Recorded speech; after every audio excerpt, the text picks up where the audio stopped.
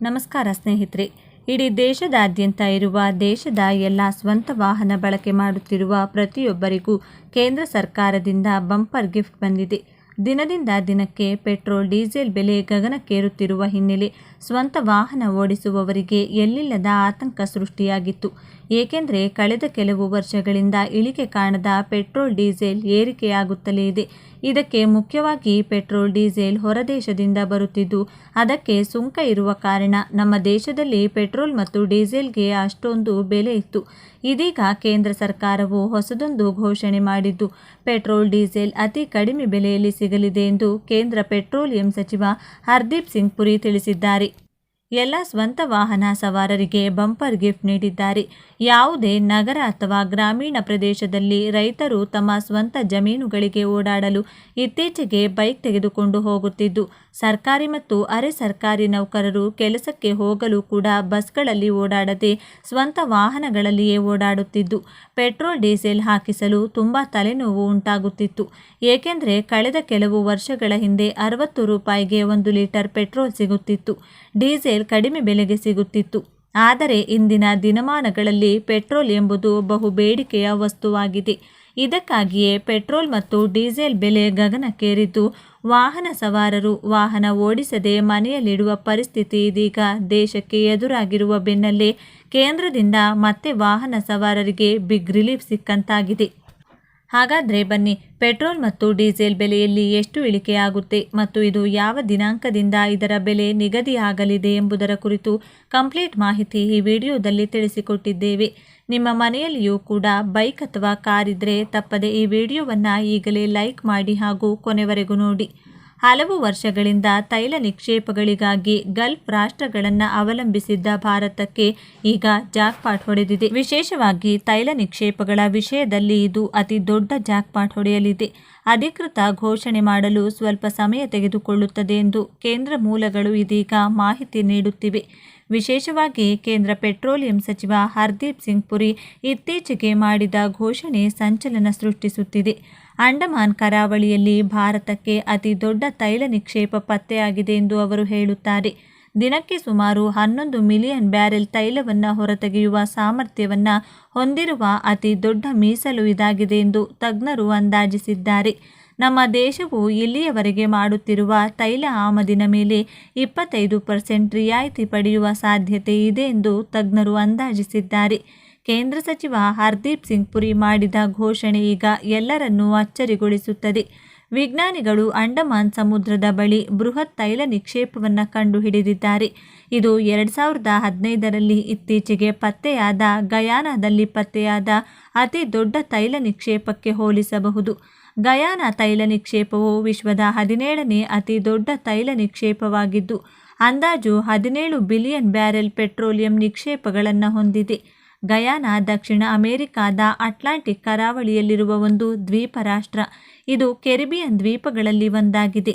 ಗಯಾನಾದಲ್ಲಿ ತೈಲವನ್ನು ಹೊರತೆಗೆದರೆ ದೇಶವು ವಿಶ್ವದ ಅತ್ಯಂತ ಶ್ರೀಮಂತ ರಾಷ್ಟ್ರಗಳಲ್ಲಿ ಒಂದಾಗುತ್ತದೆ ಎಂದು ಅರ್ಥಶಾಸ್ತ್ರಜ್ಞರು ಭವಿಷ್ಯ ನುಡಿದಿದ್ದಾರೆ. ಅಂಡಮಾನ್ ದ್ವೀಪಗಳ ಬಳಿ ಸಮುದ್ರದಲ್ಲಿ ಭಾರೀ ತೈಲ ನಿಕ್ಷೇಪವಿದೆ ಎಂದು ವಿಜ್ಞಾನಿಗಳು ಕಂಡುಹಿಡಿದಿದ್ದಾರೆ. ಈ ಘೋಷಣೆಯನ್ನು ಕೇಂದ್ರ ಪೆಟ್ರೋಲಿಯಂ ಸಚಿವ ಹರ್ದೀಪ್ ಸಿಂಗ್ ಪುರಿ ಮಾಡಿದ್ದು ಈಗ ವ್ಯಾಪಕ ಆಸಕ್ತಿಯನ್ನು ಸೆಳೆಯುತ್ತಿದೆ.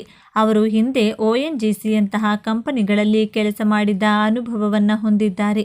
ಇದಲ್ಲದೆ ಅವರು ಕೃಷ್ಣಾ ಗೋದಾವರಿ ಬೇಸಿನ್ ಅನಿಲ ನಿಕ್ಷೇಪಗಳನ್ನು ಕಂಡುಹಿಡಿದ ತಂಡದಲ್ಲಿ ಪ್ರಮುಖ ಪಾತ್ರವನ್ನು ವಹಿಸಿದ್ದರು. ಕೇಂದ್ರ ಪೆಟ್ರೋಲಿಯಂ ಸಚಿವಾಲಯವು ಕಳೆದ 10 ವರ್ಷಗಳಿಂದ ದೇಶದಾದ್ಯಂತ ತೈಲ ನಿಕ್ಷೇಪಗಳ ದೊಡ್ಡ ಪ್ರಮಾಣದ ಪರಿಶೋಧನೆಯನ್ನು ನಡೆಸುತ್ತಿದೆ. ONGC ಇತರ ಖಾಸಗಿ ಕಂಪನಿಗಳೊಂದಿಗೆ ಈ ಸಹಯೋಗಗಳನ್ನು ಸಹ ನಡೆಸುತ್ತಿದೆ. ಅಂಡಮಾನ್ನಲ್ಲಿ ತೈಲ ನಿಕ್ಷೇಪಗಳನ್ನು ಕಂಡುಹಿಡಿಯಲು ONGC ಈಗಾಗಲೇ 37,000 ಕೋಟಿ ರೂಪಾಯಿಗಳವರೆಗೆ ಖರ್ಚು ಮಾಡುತ್ತಿದೆ ಎಂದು ಹೇಳಲಾಗುತ್ತದೆ. ಈ ಸಂದರ್ಭದಲ್ಲಿ ಭಾರತವು ಶೀಘ್ರದಲ್ಲೇ ಇತರ ದೇಶಗಳಿಂದ ತೈಲವನ್ನು ಆಮದು ಮಾಡಿಕೊಳ್ಳುವ ಅಗತ್ಯವನ್ನು ಕಡಿಮೆ ಮಾಡುವ ಸಾಧ್ಯತೆ ಇದೆ. ಅಲ್ಲದೆ ಪೆಟ್ರೋಲ್ ಮತ್ತು ಡೀಸೆಲ್ ಬೆಲೆಗಳು ಗಮನಾರ್ಹವಾಗಿ ಕಡಿಮೆಯಾಗಲಿದೆ. ಇದು ದೇಶದ ಆರ್ಥಿಕತೆಗೆ ಬಹಳ ಪ್ರಯೋಜನಕಾರಿ ಎಂದು ಹೇಳಬಹುದು. ಪೆಟ್ರೋಲ್ ಮತ್ತು ಡೀಸೆಲ್ ಬೆಲೆಗಳು ಶೀಘ್ರದಲ್ಲೇ ಕಡಿಮೆಯಾಗುವ ಸಾಧ್ಯತೆ ಇದೆ ಎಂದು ಪೆಟ್ರೋಲಿಯಂ ಸಚಿವ ಹರ್ದೀಪ್ ಸಿಂಗ್ ಪುರಿ ತಿಳಿಸಿದ್ದಾರೆ. ಮುಂದಿನ 2-3 ತಿಂಗಳು ಕಚ್ಚಾ ತೈಲ ಬೆಲೆಗಳು ಪ್ರಸ್ತುತ ಮಟ್ಟದಲ್ಲಿಯೇ ಮುಂದುವರಿದರೆ ಭಾರತ ಪೆಟ್ರೋಲ್ ಮತ್ತು ಡೀಸೆಲ್ ಬೆಲೆಗಳನ್ನು ಕಡಿಮೆ ಮಾಡುವ ಸಾಧ್ಯತೆ ಇದೆ. ಭಾರತವು ವಿವಿಧ ದೇಶಗಳಿಂದ ಕಚ್ಚಾ ತೈಲವನ್ನು ಆಮದು ಮಾಡಿಕೊಳ್ಳಲು ಪ್ರಯತ್ನಿಸುತ್ತಿದೆ. ನಮ್ಮಲ್ಲಿ ಸಾಕಷ್ಟು ತೈಲವಿದೆ. ಇಂಧನ ಸುರಕ್ಷತೆಗಾಗಿ ಭಾರತವು ಮೊದಲಿಗಿಂತ ಹೆಚ್ಚಿನ ದೇಶಗಳಿಂದ ತೈಲವನ್ನು ಖರೀದಿಸುವ ನೀತಿಯ ಮೇಲೆ ಕೆಲಸ ಮಾಡುತ್ತಿದೆ ಎಂದು ಅವರು ಹೇಳಿದರು. ಏತನ್ಮಧ್ಯೆ ಭಾರತವು ತನ್ನ ಕಚ್ಚಾ ತೈಲ ಆಮದು ಜಾಲವನ್ನು ಮೊದಲಿಗಿಂತ ಹೆಚ್ಚು ವಿಸ್ತರಿಸಿದೆ ಎಂದು ಪುರಿ ಹೇಳಿದರು. ಭಾರತವು ಈಗ 27 ದೇಶಗಳ ಬದಲು 40 ದೇಶಗಳಿಗಿಂತ ತೈಲವನ್ನು ಆಮದು ಮಾಡಿಕೊಳ್ಳುತ್ತಿದೆ. ರಷ್ಯಾದಿಂದ ಸರಬರಾಜು ನಿಂತರೆ ತೊಂದರೆಗಳು. ರಷ್ಯಾದಿಂದ ತೈಲ ಖರೀದಿಸುವ ದೇಶಗಳ ಮೇಲೆ ದ್ವಿತೀಯ ನಿರ್ಬಂಧಗಳನ್ನು ವಿಧಿಸುವ ಅಮೆರಿಕದ ಬೆದರಿಕೆಯ ಕುರಿತು ಮಾತನಾಡಿದ ಪುರಿ, ವಿಶ್ವದ ಒಟ್ಟು ತೈಲ ಉತ್ಪಾದನೆಯಲ್ಲಿ ರಷ್ಯಾ 10% ಎಂದು ಹೇಳಿದರು. ರಷ್ಯಾ ಇಲ್ಲದಿದ್ದರೆ ತೈಲದ ಬೆಲೆ ಬ್ಯಾರೆಲ್ಗೆ 130ಕ್ಕೆ ಹೆಚ್ಚಾಗುತ್ತಿತ್ತು ಎಂದು ದತ್ತಾಂಶಗಳು ತೋರಿಸುತ್ತವೆ ಎಂದು ಅವರು ಹೇಳಿದರು. ಟರ್ಕಿ, ಚೀನಾ, ಬ್ರೆಜಿಲ್ ಮತ್ತು ಯುರೋಪಿಯನ್ ಒಕ್ಕೂಟವು ರಷ್ಯಾದಿಂದ ತೈಲ ಮತ್ತು ಅನಿಲವನ್ನು ಸಹ ಖರೀದಿಸುತ್ತವೆ ಎಂದು ಅವರು ಹೇಳಿದರು. ಕಳೆದ ವಾರ ರಷ್ಯಾದಿಂದ ಕಚ್ಚಾ ತೈಲ ಖರೀದಿಯನ್ನು ಮುಂದುವರಿಸುವುದರಿಂದ ಜಾಗತಿಕ ಇಂಧನ ಬೆಲೆಗಳು ಸ್ಥಿರವಾಗಿರಬಹುದಿತ್ತು. ಇಲ್ಲದಿದ್ದರೆ ರಷ್ಯಾದಿಂದ ತೈಲ ಆಮದುಗಳನ್ನು ನಿಲ್ಲಿಸಿದರೆ ಕಚ್ಚಾ ತೈಲದ ಬೆಲೆ ಬ್ಯಾರೆಲ್ಗೆ 120ರಿಂದ 130 ತಲುಪುತ್ತಿತ್ತು ಎಂದು ಸಚಿವರು ಹೇಳಿದರು. ಪೆಟ್ರೋಲ್ ಬೆಲೆಯಲ್ಲಿ ಗಮನಾರ್ಹ ಕಡಿತವನ್ನು ನಿರೀಕ್ಷಿಸಲಾಗಿದ್ದು, ಕೇಂದ್ರ ಸಾರಿಗೆ ಸಚಿವ ನಿತಿನ್ ಗಡ್ಕರಿ ಇತ್ತೀಚೆಗೆ ದೇಶದಾದ್ಯಂತ ಪೆಟ್ರೋಲ್ ಬೆಲೆಯನ್ನು ಕಡಿಮೆ ಮಾಡುವುದಾಗಿ ಘೋಷಿಸಿದ್ದಾರೆ. ಎಥೆನಾಲ್ ಮಿಶ್ರಿತ ಪೆಟ್ರೋಲ್ ದೇಶಾದ್ಯಂತ ಲಭ್ಯವಿರುತ್ತದೆ. ಇದು ಗಣನೀಯ ಬೆಲೆ ಇಳಿಕೆಗೆ ಕಾರಣವಾಗುತ್ತದೆ. ಈ ಪೆಟ್ರೋಲ್ ಶೀಘ್ರದಲ್ಲೇ ಪೆಟ್ರೋಲ್ ಪಂಪ್ಗಳಲ್ಲಿ ಲಭ್ಯವಾಗಲಿದೆ. ಇದರ ಬೆಲೆ 20 ರೂಪಾಯಿ ಕಡಿಮೆ ಎಂದು ನಿರೀಕ್ಷಿಸಲಾಗಿದೆ. ಗ್ರಾಹಕರಿಗೆ ಹಬ್ಬದ ಸಂಭ್ರಮದಲ್ಲಿ ಹಣಕಾಸು ಸಚಿವೆ ನಿರ್ಮಲಾ ಸೀತಾರಾಮನ್ ಅಧ್ಯಕ್ಷತೆಯಲ್ಲಿ ನಡೆದ 56ನೇ ಜಿಎಸ್ಟಿ ಮಂಡಳಿಯ ಸಭೆಯು ವರ್ಗಗಳಾದ್ಯಂತ ತೆರಿಗೆ ದರಗಳನ್ನು ಕಡಿತಗೊಳಿಸಲು ನಿರ್ಧರಿಸಿತು. ಇಂದಿನಿಂದ ಜಾರಿಗೆ ಬರುವಂತೆ ಹಿಂದಿನ 4 ಸ್ಲ್ಯಾಬ್ ರಚನೆಯನ್ನು ಬದಲಾಯಿಸುವ ಮೂಲಕ ಕೇವಲ 2 ಪ್ರಾಥಮಿಕ ಜಿಎಸ್ಟಿ ಸ್ಲ್ಯಾಬ್ಗಳು 5% ಮತ್ತು 18% ಉಳಿದಿವೆ. ಈ ಪರಿಷ್ಕರಣೆಯ ನಂತರ ಈ ಹಿಂದೆ 12% ತೆರಿಗೆ ವಿಧಿಸಲಾಗಿದ್ದ ಸುಮಾರು 99% ಸರಕುಗಳು 5% ಸ್ಲ್ಯಾಬ್ಗೆ ಬದಲಾಗಿವೆ. ಆದರೆ 28% ಸ್ಲ್ಯಾಬ್ನಲ್ಲಿರುವ 90% ವಸ್ತುಗಳು ಈಗ 18% ಬ್ರಾಕೆಟ್ಗೆ ಬರುತ್ತವೆ. ಆದಾಗ್ಯೂ ತಂಬಾಕು, ಸಿಗರೆಟ್, ಐಷಾರಾಮಿ ಕಾರುಗಳು ಮತ್ತು ಇತರ ಕೆಲವು ಹೆಚ್ಚಿನ ಮೌಲ್ಯದ ಸರಕುಗಳಂಥ ಆಯ್ದ ವಸ್ತುಗಳಿಗೆ ಪ್ರತ್ಯೇಕ 40% ಜಿಎಸ್ಟಿ ಸ್ಲ್ಯಾಬ್ ಅನ್ವಯಿಸುವುದನ್ನು ಮುಂದುವರಿಸುತ್ತದೆ.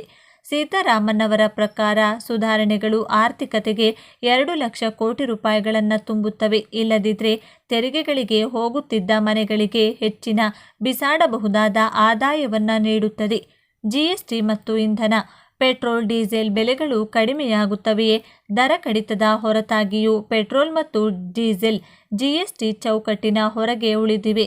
ಪರಿಣಾಮವಾಗಿ ಇತ್ತೀಚಿನ ಬದಲಾವಣೆಗಳಿಂದ ಇಂಧನ ಬೆಲೆಗಳ ಮೇಲೆ ಯಾವುದೇ ಪರಿಣಾಮ ಬೀರುವುದಿಲ್ಲ. ಭಾರತದಲ್ಲಿ ಭಾರೀ ತೆರಿಗೆಯಿಂದಾಗಿ ಪೆಟ್ರೋಲ್ನ ಮೂಲ ಬೆಲೆ ಅದರ ಚಿಲ್ಲರೆ ಬೆಲೆಗಿಂತ ಗಮನಾರ್ಹವಾಗಿ ಕಡಿಮೆಯಾಗಿದೆ. ಕೇಂದ್ರ ಸರ್ಕಾರ ಮತ್ತು ರಾಜ್ಯ ಸರ್ಕಾರಗಳು ಇಂಧನದ ಮೇಲೆ ಸುಂಕಗಳನ್ನು ವಿಧಿಸುತ್ತವೆ. ಕೇಂದ್ರವು ರಾಜ್ಯಗಳಲ್ಲಿ ಅಬಕಾರಿ ಸುಂಕವನ್ನು ವಿಧಿಸುತ್ತಿದ್ದರೂ ರಾಜ್ಯಗಳು ವಿಧಿಸುವ ಮೌಲ್ಯವರ್ಧಿತ ತೆರಿಗೆ ಬದಲಾಗುತ್ತದೆ. ಇದರ ಪರಿಣಾಮವಾಗಿ ದೇಶಾದ್ಯಂತ ವಿಭಿನ್ನ ಚಿಲ್ಲರೆ ಬೆಲೆಗಳು ಉಂಟಾಗುತ್ತವೆ. ಅಂತಿಮ ಪಂಪ್ ಬೆಲೆಯಲ್ಲಿ ಡೀಲರ್ ಕಮಿಷನ್ಗಳು, ಸರಕು ಸಾಗಣೆ ಶುಲ್ಕಗಳು ಮತ್ತು ಇತರ ವೆಚ್ಚಗಳು ಸೇರಿವೆ. ಇಂಧನ ತೆರಿಗೆಗಳು ಕಲ್ಯಾಣ ಮತ್ತು ಸಾಮಾಜಿಕ ಕಾರ್ಯಕ್ರಮಗಳಿಗೆ ಹಣಕಾಸು ಒದಗಿಸಲು ಸಹಾಯ ಮಾಡುವುದರಿಂದ ಆದಾಯ ನಷ್ಟವನ್ನು ಉಲ್ಲೇಖಿಸಿ ರಾಜ್ಯಗಳು ಈ ಕ್ರಮವನ್ನು ಬಲವಾಗಿ ವಿರೋಧಿಸಿವೆ. ಜಿಎಸ್ಟಿ ಮತ್ತು ಮದ್ಯ, ಗ್ರಾಹಕರಿಗೆ ಯಾವುದೇ ಪರಿಹಾರ. ಇಂಧನದಂತೆಯೇ ಜಿಎಸ್ಟಿ ಪರಿಷ್ಕರಣೆಯಿಂದ ಮದ್ಯದ ಬೆಲೆಗಳು ಸಹ ಪರಿಣಾಮ ಬೀರುವುದಿಲ್ಲ.